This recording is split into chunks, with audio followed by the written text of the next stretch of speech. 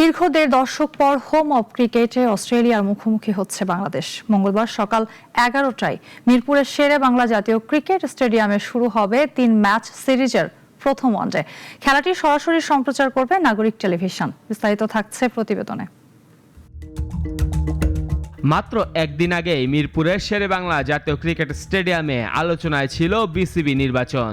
সেটি শেষ, এখন সময় আবারও মাঠের ক্রিকেটের। মঙ্গলবার ১৫ বছর পর আবারও মিরপুরে অস্ট্রেলিয়ার মুখোমুখি হবে বাংলাদেশ। প্রতিপক্ষ অস্ট্রেলিয়া, তাই বাংলাদেশের প্রস্তুতিটাও হয়েছে জোরদার। ব্যাট বলের লড়াইয়ে অজিদের কঠিন সময় উপহার দিতে চায় টাইগাররা। ম্যাচ পূর্ববর্তী সংবাদ সম্মেলনে তেমনটাই জানিয়েছেন বাংলাদেশ অধিনায়ক মেহেদী হাসান মিরাজ। আমরা যদি আমাদের বেস্টটা দিতে পারি, বোলাররা যেভাবে বোলিং করছে লাস্ট ২-৩টা সিরিজ এবং ব্যাটসম্যানরাও রান করছে, আমার কাছে মনে হয় যে দুইটার কম্বিনেশন যদি ভালো থাকে অবশ্যই আমরা রেজাল্ট আনতে পারবো। ৪ বছর পর অস্ট্রেলিয়া সিরিজ দিয়ে জাতীয় দলে ফিরেছেন অলরাউন্ডার মোসাদ্দেক হোসেন সৈকত। এই সিরিজে তার সংযোজন নিয়ে আশাবাদী বাংলাদেশ অধিনায়ক মিরাজ।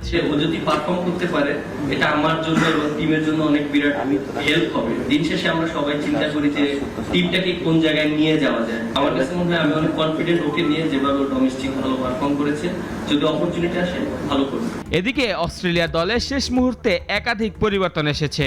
বাঁহাতি ওপেনার ট্রাভিস হেড এবং ওয়ানডে অধিনায়ক মিচেল মার্শকে পাচ্ছে না তারা। তাদের পাশাপাশি খেলা হচ্ছে না লেগ স্পিনার তানভীর সাঙ্গারও। এই তিনজনের জায়গায় দলে এসেছেন ম্যাট শট, অলি পিকে ও টড মার্ফি।